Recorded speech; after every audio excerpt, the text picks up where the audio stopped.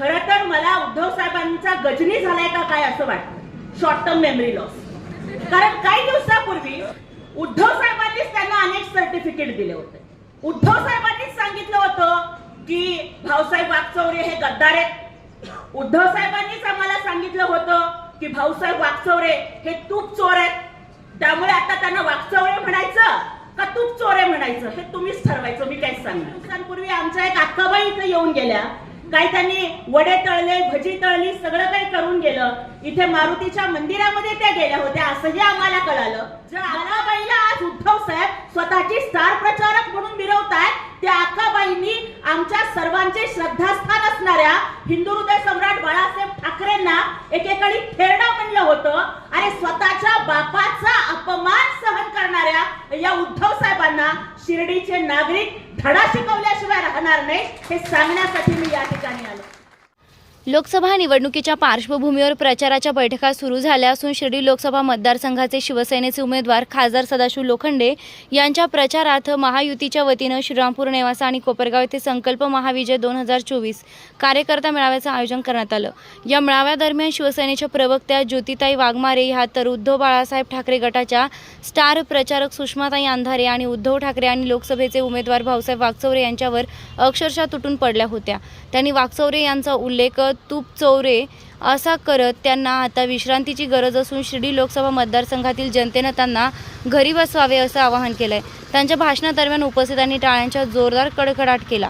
ज्योतिताई वाघमारे ह्या म्हणाल्या की अंधारे यांनी हिंदू देवी देवतांवर केलेली अर्वाच्य भाषेतील टिप्पणी महाराष्ट्रातील जनता विसरली नाही. मात्र उद्धव ठाकरे यांनी हे विसरलेले दिसतात. महाराष्ट्रातील जनता त्यांना कधीच माफ करणार नाही. तसेच लोकसभेचे उमेदवार भाऊसाहेब वागचौरे यांना गद्दार आणि 10 लाखांची तूप चोरी करणारा म्हणून स्वतः उद्धव ठाकरे यांनी उल्लेख केला आणि आता त्यांनाच पुन्हा उमेदवारी दिली आहे. अशा पक्षाच्या उमेदवारांना जनता कधीही निवडून देणार नसल्याचंही वाघमारे यांनी म्हटलंय.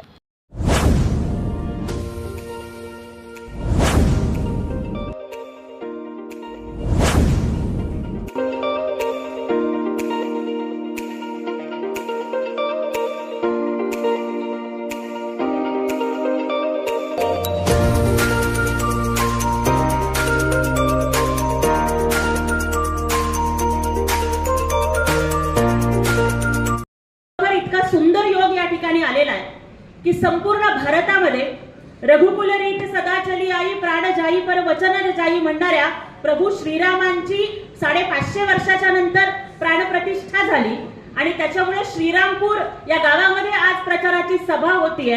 हा सुंदर असा योगायोग आहे. या भारतामध्ये जर आदर्श पत्नी धर्म आणि पती धर्म कसा असावा हे जरी सीतारामांनी शिकवलं तरी सुद्धा जनतेला प्रेमाने कसं जोडून घ्यावं हे राधाकृष्णांनी शिकवलं. त्यामुळे राधाकृष्णजी विखे पाटील साहेबांच्या रूपानं आज आम्हाला त्यांची उपस्थिती लाभलेली आहे. देव्हाऱ्यामध्ये सीताराम असले आणि राधाकृष्ण असले तरी देव्हाऱ्यामध्ये श्रद्धेचा दीपक पेटलाच पाहिजे. म्हणून दीपकजी केसरकर साहेब हे आज या कार्यक्रमाला उपस्थित आहेत आणि जेव्हा देव्हाऱ्यात राधेकृष्ण सीताराम असतात, श्रद्धेचा दीपक पेटतो, त्यावेळेला जे फळ मिळतं ते अविनाशी असतं. म्हणून अविनाशराव आदिक साहेब सुद्धा या ठिकाणी आहेत. त्यामुळे अशा पद्धतीचं एक सुंदर वातावरण या ठिकाणी निर्माण झालेलं असताना मला राधाकृष्णजी विखे पाटील साहेबांना सांगायचंय की साहेब मी सोलापूरहून आली आहे. आपण याच्या आधी सोलापूरचे पालकमंत्री होतात. आता चंद्रकांत दादा पाटील साहेब अतिशय चांगल्या पद्धतीने आमचं पालकत्व करत आहेत. पण सोलापूर जिल्हा आपल्याला विसरलेला नाही. आपल्या नेतृत्वाची आठवण काढतोय. त्यामुळे 450 किलोमीटर लांब प्रवास करून या पुण्यश्लोक अहिल्यादेवी होळकर नगरच्या सुपुत्राला सोलापूरकरांच्या वतीनं धन्यवाद सांगण्यासाठी मी इथे आली आहे. त्यांनी जे जे काही सोलापूरसाठी केलं त्याबद्दल आम्ही सोलापूरकर कायम कृतज्ञ राहू. राजकारणामध्ये अनेक विझलेल्या मशाली पेटत असल्या तरी हजारो विझलेल्या मशालींपेक्षा हिंदू हृदय सम्राट बाळासाहेब ठाकरेंच्या निष्ठेचा एक दीपक संथपणाने तेवून सुद्धा किती प्रभावी ठरतो हे दाखवणारे आमचे दीपकजी केसरकर साहेब या ठिकाणी उपस्थित आहेत. मी त्यांचं या ठिकाणी हार्दिक स्वागत करतो. बोलता मला या ठिकाणी काही मूलभूत प्रश्न उपस्थित करायचे. सगळ्यात आधी मला या ठिकाणी हा प्रश्न उपस्थित करायचा आहे की ही भूमी ही जगाला श्रद्धा सबुरी शिकवणाऱ्या संतश्रेष्ठ आणि सगळ्या जगामधून लोक ज्यांच्या पायावरती नतमस्तक होण्यासाठी करण्यासाठी येतात त्या जगदवंद्य असणाऱ्या साईबाबांची नगरी आहे. आणि आज इथे जे लोक उबाठा गटाचा प्रचार करण्यासाठी येत आहेत त्याच्यामध्ये आम्हाला असं समजलं की काही दिवसांपूर्वी आमच्या एक अक्काबाई इथे येऊन गेल्या. काही त्यांनी वडे तळले, भजी तळली, सगळं काही करून गेलं. इथे मारुतीच्या मंदिरामध्ये त्या गेल्या होत्या असंही आम्हाला कळालं. मला आज या ठिकाणी प्रश्न उपस्थित करायचा आहे की सामान्यातल्या सामान्य माणसाला सुद्धा जर स्वतःला शिवी दिली तर चालते, पण जर कोणी बापावर बोललं तर तो खबरदार म्हणून पुढे येतो. ज्या अक्काबाईला आज उद्धव साहेब स्वतःची स्टार प्रचारक म्हणून मिरवतायत त्या अक्काबाईंनी आमच्या सर्वांचे श्रद्धास्थान असणाऱ्या हिंदू हृदय सम्राट बाळासाहेब ठाकरेंना एकेकाळी थेरडा म्हणलं होतं. अरे स्वतःच्या बापाचा अपमान सहन करणाऱ्या या उद्धव साहेबांना शिर्डीचे नागरिक धडा शिकवल्याशिवाय राहणार नाही हे सांगण्यासाठी मी या ठिकाणी आलो. अहो त्या अक्काबाईंनी बोलताना असं कधी प्रभू श्रीरामांचा अपमान केला, शबरीच्या पवित्र भक्तीचा अपमान केला आणि प्रभू श्रीराम आणि शबरी मातेच्या उष्ट्या बोरांच्या बद्दल बोलत असताना वेडे वाकडे हावभाव करत मग काय रामराव हमने तुमको देखा तुमने हमको देखा असं झालं होतं का नाही अशा पद्धतीनं बोलणाऱ्या, भगवान हनुमानांच्या बद्दल बोलत असताना अतिशय घाणेरड्या पद्धतीची विधानं करणाऱ्या, हिंदुत्व विरोधी वक्तव्य करणाऱ्या त्या बाई या ज्या पक्षाच्या स्टार प्रचारक असतील त्या पक्षाला भगव्याला मानणारा, हिंदुत्वाला मानणारा, प्रभू श्रीरामाला मानणारा, छत्रपती शिवरायांना मानणारा एकही नागरिक मतदान करणार नाही ही शपथ शिर्डीच्या लोकांनी घेतलेली आहे. त्यांच्या विरोधामध्ये जो उमेदवार दिलेला आहे खरं तर मला उद्धव साहेबांचा गजनी झालाय का काय असं वाटतं, शॉर्ट टर्म मेमरी लॉस. कारण काही दिवसापूर्वी उद्धव साहेबांनीच त्यांना अनेक सर्टिफिकेट दिले होते. उद्धव साहेबांनीच सांगितलं होतं की भाऊसाहेब वागचौरे हे गद्दार आहेत. उद्धव साहेबांनीच आम्हाला सांगितलं होतं की भाऊसाहेब वागचौरे हे तूप चोर आहेत. त्यामुळे आता त्यांना वागचौरे म्हणायचं का तूप चोरे म्हणायचं हे तुम्हीच ठरवायचं, मी काय सांगणार. साईबाबांच्या तुपामधले 10 लाख रुपये खाणारे तेच वागचौरे हे मी म्हणत नाही, हे उद्धव साहेब म्हणाले. ज्यांनी साईबाबांच्या समाधीची शपथ घेऊन सांगितलं होतं की मी शिवसेना सोडणार नाही त्यांनी साईबाबांची शपथ सुद्धा खोटी ठरवत भाऊसाहेब वागचौरेंनी पहिली निवडणूक शिवसेनेच्या धनुष्यबाणावर लढवली. नंतर साईबाबांची शपथ सुद्धा झिडकारून देत शपथेला खोटं ठरवत ते काँग्रेसमध्ये गेले, तिथं पराभव झाला. नंतर भाजपामध्ये गेले, तिथं पराभव झाला. नंतर अपक्ष निवडणूक लढले. म्हणजे अहो इथपर्यंत ठीक आहे की कुठं पटलं नाही तर एकदा घटस्फोट होतो आणि दुसरा घरोबा होतो, पण प्रत्येकच निवडणुकीला नवा घरोबा केल्यानंतर त्यांना काय म्हणायचं हे आता शिर्डीच्या लोकांनीच ठरवा. मला वाटतं की भाऊसाहेबांचं असं झालंय की कुंकू धन्याचं, मंगळसूत्र गण्याचं आणि लेकरू मात्र मण्याचं अशा पद्धतीनं 3-3, 4-4 पक्षामध्ये फिरत आज त्यांना स्वतःचा खरा निष्ठा विचार काय आहे हेच त्यांना आठवत नाही. नामदार राधाकृष्णजी विखे पाटील आणि खासदार डॉक्टर सुजय विखे पाटील यांच्या मार्गदर्शनाखाली एअरपोर्ट रोड लगत शिर्डी हद्दीत साईच्या ग्रुपच्या माध्यमातून रामनगरीचा भव्य प्रोजेक्ट. वैशिष्ट्ये शिर्डी एअरपोर्ट रोड लगत बस स्टॉप, शाळा, बँक 5 मिनिटांच्या अंतरावर, ड्रेनेज व स्ट्रीट लाईट, प्लॉटमध्ये प्रशस्त श्री राम मंदिर, साई समाधी मंदिरापासून 10 मिनिटांच्या अंतरावर, MSAB पोल कनेक्शन, 20 फुटी अंतर्गत रस्ता व दोन्ही कडेने सुशोभित झाडे, रहिवाशांसाठी अनुकूल. शिर्डी नांदुर्गे शिवरस्ता लगत साई परिक्रमा मार्गालगत प्लॉट लगत 18 मीटर प्रस्तावित रस्ता. तर त्वरा करा, आजच आपला प्लॉट बुक करा. बुकिंगसाठी संपर्क करा श्री गणेश तोरडमल 99 21 21 95 61, श्री शुभम वेणुनाथ गोंदकर 97 67 06 66 85. तुपामध्ये सुद्धा पैसा खाणाऱ्या तूप चोऱ्यांना मतदानाच्या माध्यमातून धडा शिकवण्याची वेळ ही तुमच्या सर्वांच्या पुढे आलेली आहे.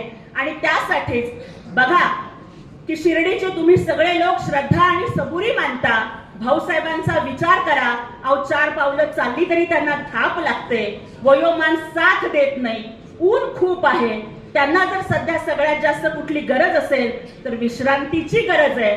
त्यामुळे शिर्डीचे नागरिक नक्कीच त्यांना पाहिजे असलेली विश्रांती देतील आणि त्यांना निवडून न देता आमच्या आदरणीय लोखंडे साहेबांना निवडून देऊन भाऊसाहेब वागचौरेंना हवी असलेली निवांत म्हातारपणाची विश्रांती देतील यात मला काही शंकाच वाटत नाहीये.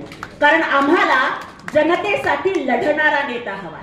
अहो, ज्या वेळेस घाटमाथ्याचं पाणी वाया जात होतं आणि त्यावेळेस अर्ध्या रात्री सुद्धा एखाद्या शेतकऱ्याचा फोन आला तर आपण खासदार आहोत हे विसरून स्वतःला एक शेतकरी पुत्र समजून सदाशिवरावजी लोखंडे हे स्वतः रात्री 12-1 वाजता त्या बंधाऱ्यावरती गेलेले आहेत आणि स्वतः फळा टाकून शेतकऱ्यांच्या मदतीनं ते वाया जाणारं पाणी त्यांनी अडवलेलं आहे. आणि चित्रपटातला आयर्न मॅन आम्हाला माहिती होता, पण लोखंडे साहेब हे शिर्डीचे आयर्न मॅन आहेत म्हणलं तर त्याच्यामध्ये काहीही वावगं ठरणार नाही. अनेक मान्यवर नेते मंडळी बोलणार आहेत, त्यामुळे लांबवत नाही. समारोप करते आणि एवढंच सांगते की भारतीय संस्कृतीमध्ये 3 या आकड्याला खूप महत्व आहे. आपल्याकडे त्रिदेव आहेत, ब्रह्मा, विष्णू आणि महेश. आपल्याकडे 3 ऋतू आहेत, उन्हाळा, पावसाळा आणि हिवाळा. आपल्याकडे 3 काळ आहेत, भूतकाळ, वर्तमान काळ आणि भविष्यकाळ. आपले 3 नेते एकत्र येऊन आपलं त्रिशूळ सरकार बनलेलं आहे. सन्माननीय एकनाथजी शिंदे साहेब, देवेंद्रजी फडणवीस साहेब आणि अजितदादा पवार साहेब. बघा, माननीय एकनाथरावजी शिंदे साहेबांच्या आडनावातला एस म्हणजे सुपर, देवेंद्रजी फडणवीस साहेबांच्या आडनावातला एफ म्हणजे फास्ट, अजितदादा पवार साहेबांच्या आडनावातला पी म्हणजे प्रोग्रेसिव्ह. म्हणजेच आमचं सरकार हे सुपर फास्ट प्रोग्रेसिव्ह सरकार आहे. ते जनतेला न्याय देणारं सरकार आहे. 3 नेते एकत्र येऊन बनलं त्रिशूळ सरकार. एकनाथजी शिंदे साहेबांच्या नेतृत्वाखाली जरी आम्ही कार्यरत असलो तरी आदरणीय अजितदादा आणि फडणवीस साहेब आम्हाला तेवढेच आदरणीय आहेत. म्हणजे बघा, 3 देव आहेत, 3 ऋतू आहेत, 3 काळ आहेत. आदरणीय नरेंद्रजी मोदी साहेब यांच्या पंतप्रधान पदाची सुद्धा ही 3री टर्म असणार आहे आणि माननीय सदाशिवरावजी लोखंडे साहेब यांच्या निवडणुकीची सुद्धा ही 3री टर्म असणार आहे. हा अतिशय सुंदर असा योगायोग आहे. माननीय विखे पाटील साहेबांच्या बाबतीत जर सांगायला गेलं तर लहानपणापासून आम्ही क्रमिक पुस्तकात विखे पाटील घराण्याच्या सहकारातल्या योगदानाचं कर्तृत्व आणि इतिहास वाचून महाराष्ट्राच्या अनेक पिढ्या घडलेल्या आहेत. पाटील साहेबांच्या बाबतीत आणखीन एक गोष्ट माहिती आहे की त्यांनी जर एकदा शब्द दिला तर त्या शब्दाला कधीच पलटत नाही. त्यामुळे इथून पुढे त्यांना विखे पाटील न म्हणता शब्दांचे पक्के पाटील म्हटलं तरी सुद्धा काही वावगं ठरणार नाहीये.